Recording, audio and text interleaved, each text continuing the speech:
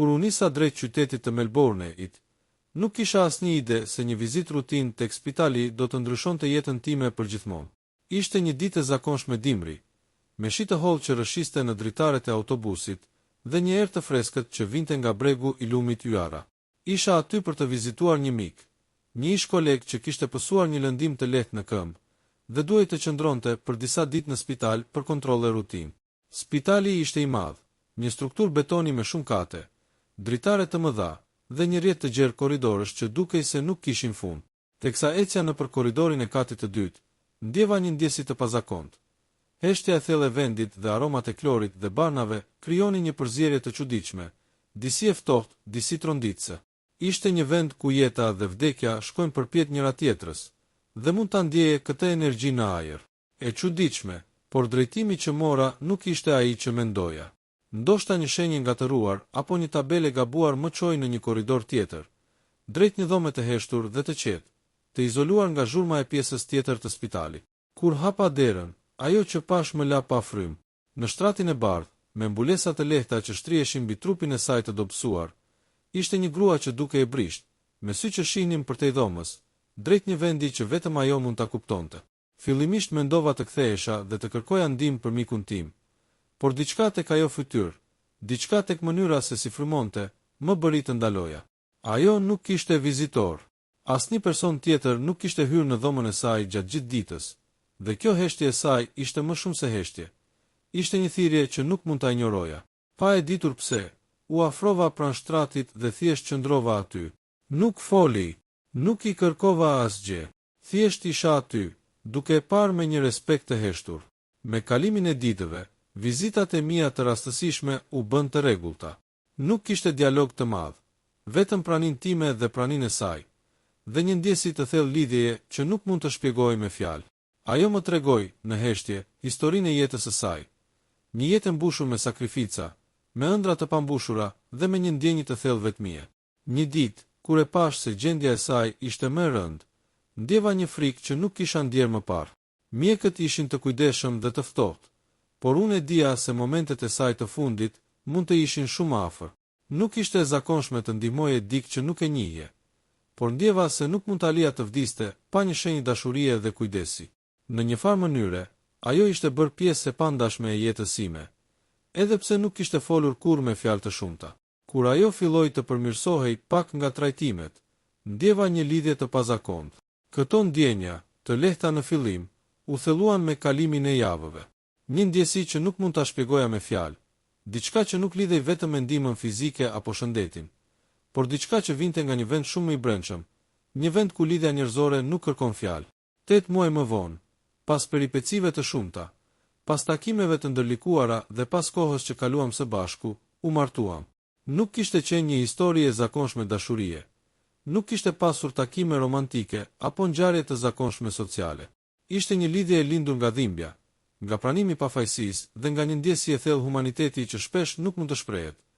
Pas asaj dite të parë në dhomën e gabuar të spitalit, vizitat e mia u bën rutinë. Nuk kishte një orar të caktuar. Ndonjëherë shkoja në mëngjes, ndonjëherë pas dite, varësisht nga koha që kisha. Çdo vizitë më zbulonte më shumë për historinë e saj të heshtur, për kujtimet që mbante si shenjat e jetës së saj. Ajo nuk fliste shumë, por çdo lëvizje, çdo shikim, çdo frymëmarrje tregonte një histori. Ajo më kujtonte se ekzistonin mënyra të tjera për të komunikuar, mënyra më të thella dhe më njerëzore se sa thjesht fjalët. Me kalimin e javëve, dhoma e saj u bë një vend i njohur dhe i ngrohtë për mua. Ishte e pajisur thjesht, një shtrat i bardhë, një tavolinë e vogël me disa libra, një karrige të vjetër pranë dritares dhe disa fotografi të ngjyrosura të viteve që ajo kishte kaluar. Dritarja shikonte një kopësht të vogël brenda spitalit, me pemë të gjelbra dhe një rrugë të çakëruar që përdonin pacientët për të dalë jashtë. Isha befasuar se si diçka kaq e zakonshme mund të krijonte një ndjenjë kaq të fortë pa pasur nevojë për fjalë. Ajo kishte kaluar shumë, një jetë plot sakrifica, humbje dhe durim. Kishte humbur njerëzit e saj më të dashur, familjar që nuk ishin mundur të qëndronin pranë saj, dhe ishte vetë duke u përballur me një sëmundje që mund ta merrte çdo moment. Kur e shikoja duke qëndruar në heshtje, ndihesha njëkohësisht e dobët dhe e fuqishme. E dobët, sepse jeta e kishte vënë përballë sfidave që pak njerëz mund t'i përballojnë. E fuqishme, sepse ajo qëndronte, nuk dorëzohej dhe nuk lejonte që ndjenja e vetmisë ta përplas. Kjo heshtje dhe kjo forcë më ndryshuan mua gjithashtu. Më bën të ndjej më shumë, të kuptoj më mirë njerëzit, të jem më i durueshëm dhe më i ndjeshëm. Vizitat e mia filluan të mos jenë thjesht një detyrë. Ato u bën një lloj adhurimi, një mënyrë për të qenë prezent dhe për të vlerësuar momentet e vogla të jetës. Një pasdite, ndërsa rrëmbyesha duke parë përmes dritares së dhomës së saj, ndjeva një ndjesi të veçantë paqartësie dhe qetësie në të njëjtën kohë. Dielli po perëndonte dhe hije të gjata pushtonin korridorin e spitalit. Ajo ishte ulur në shtrat, duke parë drejt dritares. Nuk folëm, nuk kishte nevojë. Ishte thjesht pranë saj, duke ndarë heshtjen dhe momentin. Në atë heshtje ndjeva se kisha gjetur një lidhje që nuk mund të përshkruaj me fjalë. Një lidhje që nuk kishte të bënte me ditët e zakonshme, por me praninë e pastër njerëzore. Kaluan javë dhe muaj. Ndërkohë që ajo filloi të rimë këmbët, mjekët dhe infermierët e spitalit filluan të vënë re për mirësimin e gjendjes së saj, por ajo nuk kishte asnjë vizitor tjetër. Vetëm unë vazhdoja të isha aty. Nuk kishte qenë dashuri me shikim të parë, por ndjenja e kujdesit dhe e pranisë ishte ajo që krijoi lidhjen. Me kalimin e kohës, ajo filloi të besonte në mua. Filloi të buzëqesh me më shumë frekuencë dhe të fliste pak më shumë. Pas rreth 8 muajsh, ajo ishte e shëndetshme dhe e fortë.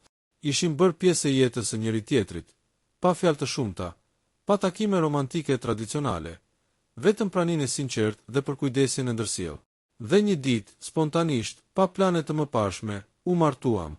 Nuk kishte nevojë për ceremoni të mëdha, vetëm një vend, një prani e dy njerëzve që kishin kaluar një udhëtim të pazakontë së bashku, një dashuri që kishte lindur nga dhimbja dhe vetmia, por që ishte e vërtetë dhe e fuqishme. Pas martesës, jeta jon nuk ishte një përrallë e zakonshme. Ajo nuk kishte pasur mundësi të kishte një familje të madhe, dhe unë nuk kisha menduar kurrë se një vizitë rastësishme spitali do të përkthehej në një lidhje kaq të fortë. Për muajt e parë, u përqendruam thjesht te njëri tjetri. Çdo mëngjes, kur dielli depërtonte përmes dritares së shtëpisë son të vogël, ajo shikonte dritën me një qetësi që më bënte të kuptoja se përtej çdo dhimbjeje dhe frike që kishte kaluar, ajo kishte gjetur paqen.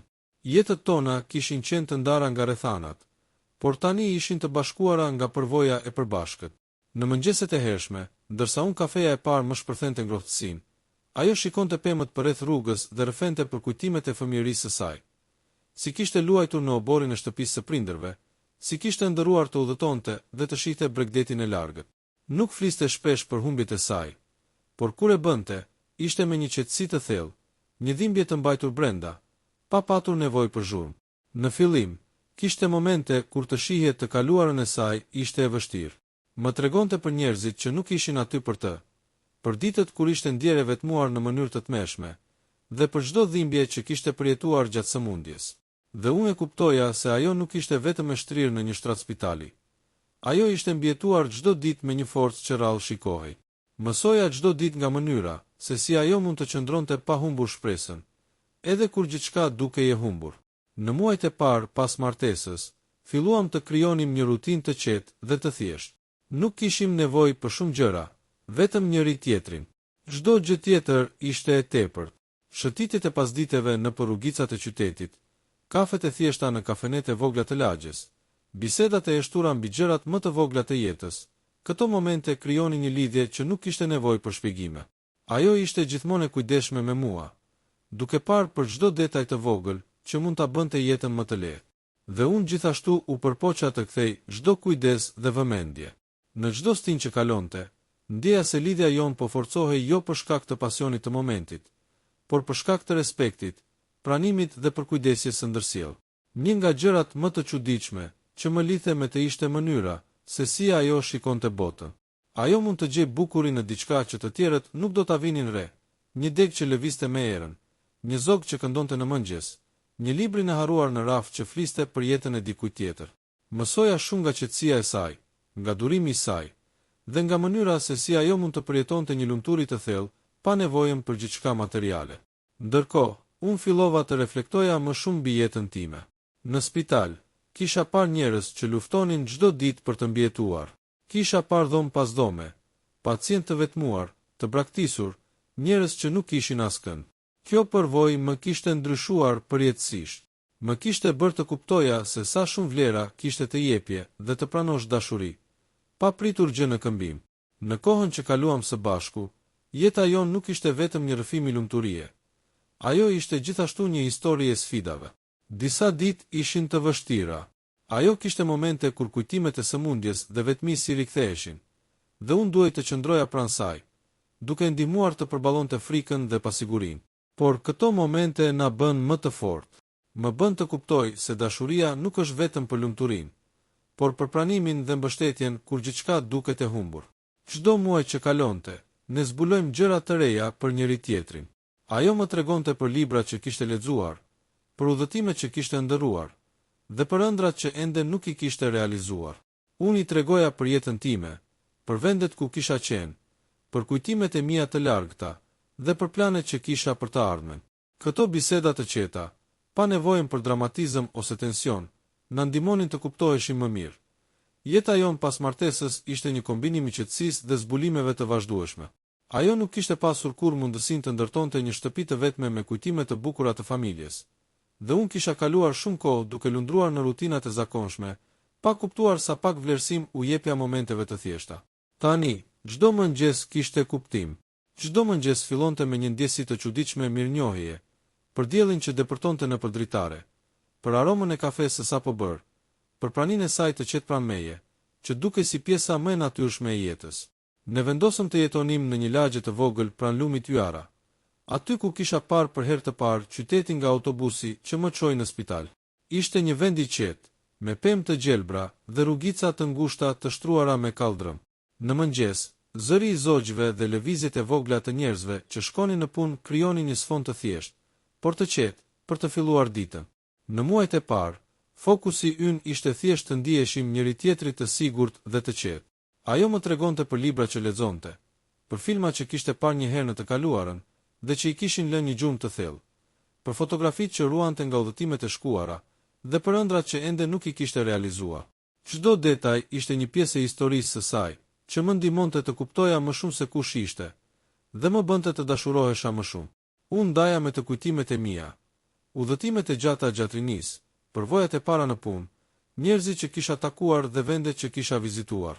Ajo dëgjonte me një qetësi të habitshme, duke shfaqur interes dhe duke bërë që çdo kujtim im të dukej më i gjallë, më i vërtet.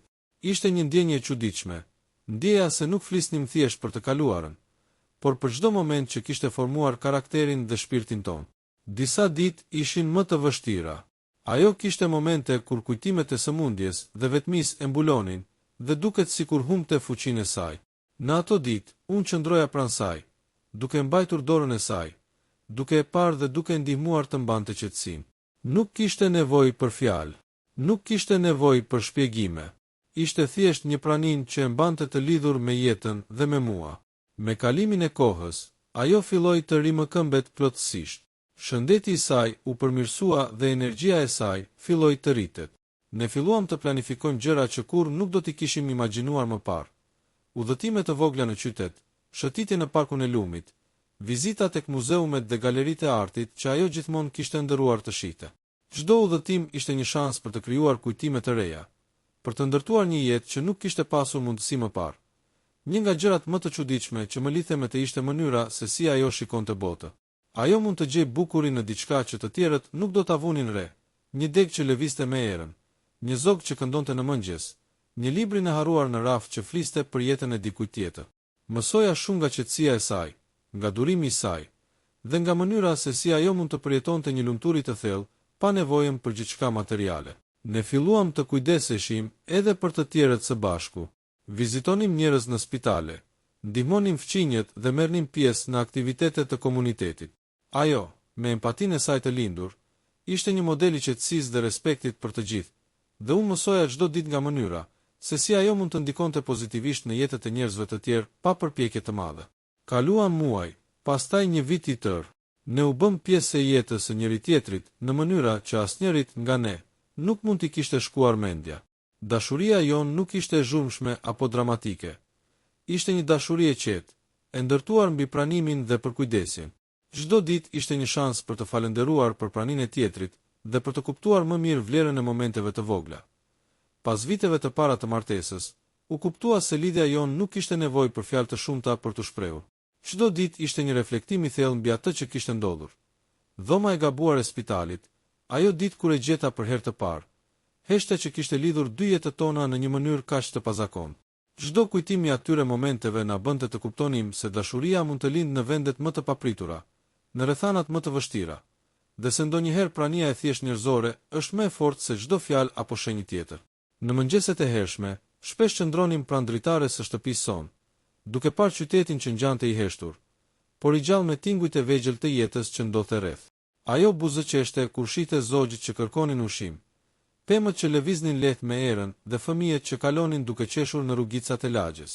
Një buzëqeshje kaq e thjeshtë, kaq e sinqertë, që më bënte të ndjeja se çdo gjë e vjetër ishte lënë pas, dhe çdo ditë e re ishte një dhuratë. Shumë herë mendoja për spitalin, për dhomën ku e takova për herë të parë, për heshtjen që e bëri gjithçka të mundur. Pa atë dhomë të gabuar, nuk do të kishim takuar njëri tjetrin. Ishte një kujtesë e vazhdueshme se jeta është e paparashikueshme dhe e çuditshme, por shpesh herë e bukur në mënyra që nuk mund t'i planifikosh. Nëse do të shikoja pas dhe do të përpiqesha të përshkruaja atë çfarë kisha ndjer, nuk do t'i mjaftonin fjalët. Dashuria jon nuk ishte dramatike, nuk kishte skena të mëdha apo çaste spektakolare, por ishte e fortë në heshtjen e saj, në praninë e përditshme dhe në aftësinë për të kuptuar dhe për të mbështetur njëri tjetrin në çdo rrethanë. Jeta jone përbashkët ushtri mbi rutinat e vogla që i bënin çdo ditë të veçantë. Përgatitja së dielës së mëngjesit me bukë të freskët dhe kafe të ngrohtë, shëtitjet nëpër rrugët e qytetit, udhëtimet e vogla në park dhe vizitat tek librarit ku ajo mund të gjente libra të harruar. Çdo detaj ishte një pjesë e historisë sonë që na mbante të lidhur. Por ajo që e bëri dashurinë tonë të jashtëzakonshme nuk ishin vetëm këto detaje. Ishte aftësia për të qëndruar pranë njëri tjetrit në ditët më të vështira, për të pranuar frikërat dhe dobësitë, për të mbajtur dorën e tjetrit pa fjalë, vetëm me praninë dhe respektin e ndërsjellë. Ishte kjo lidhje e pastër, e sinqertë dhe vërtet që e bëri çdo moment të vlefshëm dhe çdo kujtim të paharrueshëm. Dhe kështu, pas gjithë këtyre viteve, duke reflektuar mbi atë që kishte ndodhur, kuptova diçka të thjeshtë, por të fuqishme. Jeta nuk ka nevojë për skenar të komplikuar për të qenë e bukur. Ndonjëherë mjafton të jesh aty, të pranosh dhe të dashurosh pa kushte. Çdo ditë që kalon është një dhuratë, dhe çdo person që prek jetën tënde mund të ndryshojë gjithçka, në mënyra që nuk mund t'i parashikosh. Ajo që filloi si një vizitë rastësishme në një dhomë spitali të gabuar u shndërrua në një histori që nuk mund të përshkruhej me fjalë të zakonshme. Një dashuri që lind nga humbja, heshtja dhe pranimi i ndërsjellë. Dhe kjo, më në fund, na bëri të kuptojmë se çdo moment, çdo zgjedhje e vogël, çdo shenjë që dashurie mund të ketë një ndikim të jashtëzakonshëm. Në heshtjen e përditshme dhe në rutinën e thjeshtë, gjetëm një lumturi të pastër dhe të përhershme. Çdo mëngjes, çdo drek, çdo mbrëmje ishte një kujtesë e asaj dite të parë në dhomën e gabuar të spitalit. Dhe siç duket, ndonjëherë, vendet më të çuditshme mund të jenë fillimi i historive më të bukura.